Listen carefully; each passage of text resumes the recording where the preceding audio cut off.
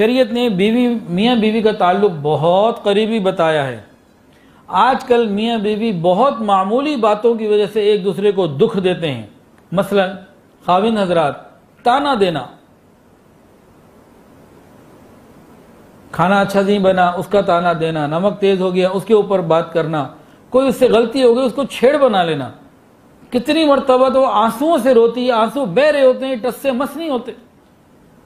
ये कौन से इनके अखलाक हैं। और कभी अगर औलाद ना हो तो बे औलादी का ताना देना, या अगर औलाद तो हो रही है, बेटियां हो गई बेटे नहीं हुए, तो कितनी मर्तबा सास कहती है आइंदा अगर बेटा हुआ और बेटी हुई और बेटा ना हुआ अपने इस घर से चली जाना। वैसे को मुसलमान कहलाते हैं, वैसे हम कहने को मुसलमान कहलाते हैं और अपने रवैये से बातों से दूसरे को तकलीफ दे रहे होते हैं। ये कौन से अखलाक हैं। और आज जेनेटिक साइंस ने इसको बिल्कुल 100% साबित कर दिया है कि जब औलाद होती है शादी के बाद, मर्द हो या औरत, इसके जो क्रोमोसोम्स होते हैं इसका सारा ताल्लुक मर्द से है, औरत से कोई ताल्लुक ही नहीं है। मर्द हो, बच्चा पैदा होना है या बच्ची, लड़का होना है या लड़की, इसका टोटल ताल्लुक मर्द से है, औरत का तो कोई ताल्लुक ही नहीं। उसकी पोजीशन तो खाली एक ओवन की पोजीशन की है, बाकी तो सारा मामला मर्द के अंदर अल्लाह ने रखा।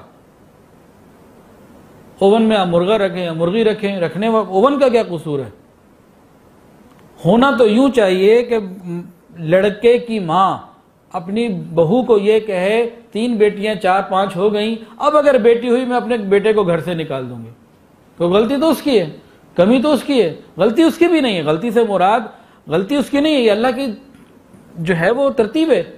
जिसे चाहता है बेटे देता है, जिसे चाहता है बेटियां देता है, जिसे चाहता है मिला जुला के देता है, जिसे चाहता है कुछ नहीं देता। ये तो उसकी हिकमत है। लेकिन अगर सिर्फ बेटियां होने पे किसी एक को घर से निकालना भी बनता हो, बनता नहीं है, बनता हो तो वो बहू को रख के बेटे को बाहर निकाले कि तेरे अंदर ये सलाहियत मौजूद नहीं है, बहू का क्या कसूर, इसको मैं रखती हूं तू निकल जा। होना तो ये चाहिए। तो किसी को तकलीफ देना, और कितने लोग ऐसे हैं कि शादी के बाद अपनी बीवी को अपनी माँ का फुल टाइम मोहताज बना देते हैं। भाई माँ की अपनी तरतीब है, बीवी का अपना एक मकाम है, दोनों को साथ लेके चलना है। कई घरों से शिकायत आई कि बहू को फ्रिज खोलने की इजाजत नहीं, और ऐसी चीजें कि कई घरों से शिकायत आती है कि जी माँ अपने बेटे को अपने साथ रात को बुलाती, मेरे साथ गुजारो, वहां नहीं जाना, या दरवाजा लॉक नहीं कर सकते। पता नहीं कौन कौन सा जुल्म हमारे घरों में हो रहा है इसी माशरे के अंदर। सारी गालियां हुकूमत को देते हैं, हुकूमत ने ये कर दिया, हुकूमत ने वो कर दिया। कौन सा जुल्म है जो हम नहीं कर रहे। जब ये माँ अपने बेटे के लिए बहू लेकर आती है तो बड़ी मोहब्बतों के साथ हम बेटी बना के रखेंगे, जैसे ही आती है उसके बाद उसको बिल्कुल जिंदगी को तंग करके रख देती है। कई मरतबा ऐसा होता है कि एक माँ जो अपनी बहू को टफ टाइम दे रही होती है तो दूसरी तरफ अपनी बेटी के लिए दुआएं करवा रही होती है, हजरत दुआ करें, ससुराल वालों ने बेटी को बड़ी तकलीफ में रखा हुआ। आपने जो किसी की बेटी को तकलीफ दी है तो फिर उसका मामला तो बनेगा ना। और कई नौजवान अपनी बीवियों को तलाक की धमकी दे रहे होते हैं। ये इतना बुरा लफ्ज है कि इससे क्या होता है, इससे उसका एतमाद खत्म हो जाता है। शैतान भी साथ है। शैतान क्या करता है, शैतान उसके दिल में डालता है, देख इसका कोई भरोसा नहीं, कब तेरा भी ये फारिग कर दे तुझे, तो तुम कोई ऑल्टरनेट तलाश करो, कोई रास्ता तलाश करो।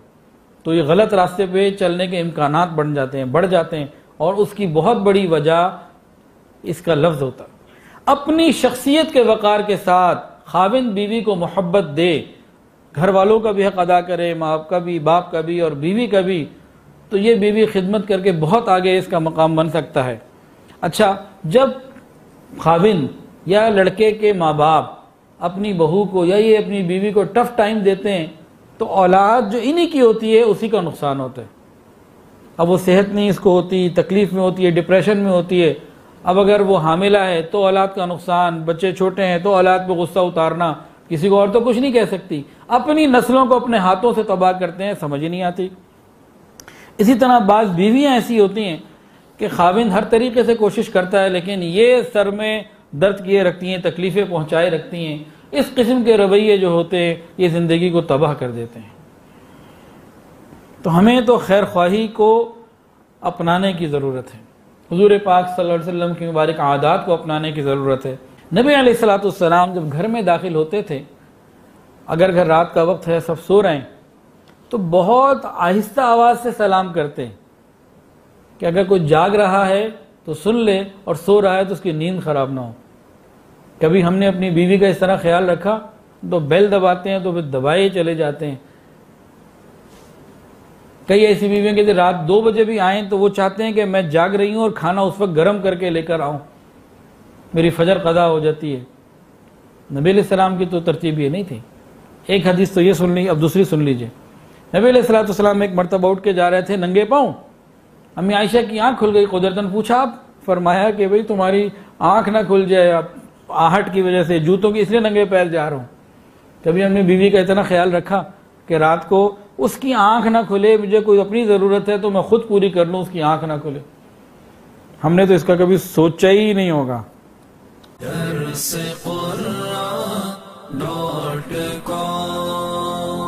www.darsequran.com